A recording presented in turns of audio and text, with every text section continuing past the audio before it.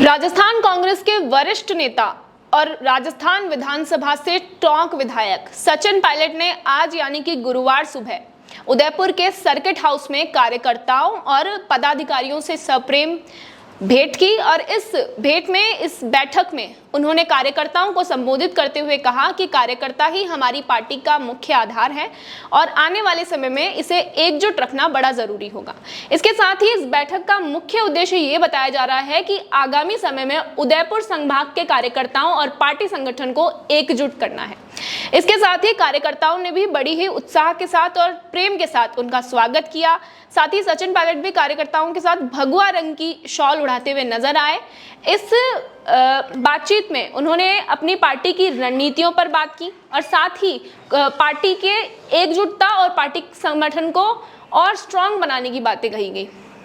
इसके साथ ही जब सचिन पायलट से जो अभी उपचुनाव हो रहे हैं विधानसभा के, उसके बारे में जब उनसे सवाल पूछा गया टिकट वितरण को लेके, तो उन्होंने कहा कि पार्टी ने एक उम्मीदवार को चुना है, एक प्रतिनिधि को चुना है, तो सबसे सलाह मशवरा करके और बातचीत करके ही ये फैसला लिया गया है। वैसे भी एक ही प्रतिनिधि को ये टिकट मिलना था और ये लड़ाई जो है ये विचारधारा की लड़ाई है और दलों की लड़ाई है। और प्रमोद जैन भैया जिन्हें टिकट मिली है वो वैसे भी बहुत अनुभवी नेता है और अच्छे से वहां से चुनाव लड़ेंगे। इसके साथ ही जैसा कि हम देख सकते हैं कि जनता ने भाजपा को इससे पहले यहाँ रूलिंग का मौका दिया है, लेकिन जनता अब निराश है, जनता का आक्रोश है क्योंकि पढ़े लिखे लोग बेरोजगार घूम रहे हैं।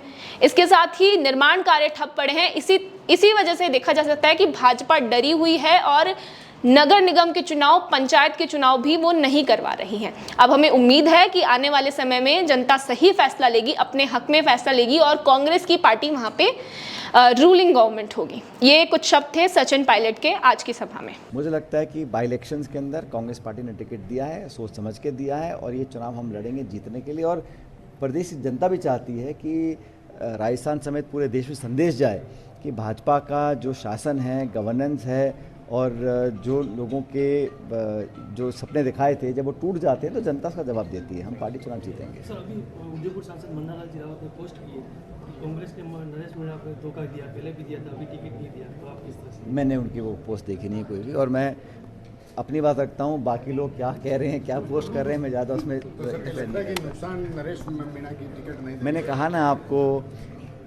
टिकट एक व्यक्ति को मिलता है और पार्टी ने सबसे सलाह करने के बाद जो सबसे उपयुक्त उम्मीदवार होगा उसको टिकट दिया है और अनुभवी नेता हैं, वहाँ से अच्छा चुनाव लड़ेंगे। और ये लड़ाई होती है विचारधारा की, लड़ाई होती है दलों की। और मुझे लगता है कि राजस्थान के अंदर भाजपा को जनता ने मौका दिया, अगर अच्छा परफॉर्म करती ये सरकार तो आज उनको डरने की ज़रूरत नहीं थी। क्या वजह है कि ये पंचायत के चुनाव, नगर पालिका चुनाव नहीं करा रहे हैं?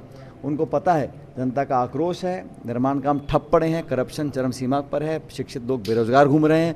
तो गांव और शहर में चुनाव, कोर्ट कह रहे चुनाव कराओ, फिर भी नहीं करा रहे हैं, कभी कोई बहाना ले रहे हैं, तो जनता से डर रहे हैं इसलिए नहीं करा रहे हैं। जब भी चुनाव होंगे कांग्रेस को प्रचंड बहुमत मिलेगा।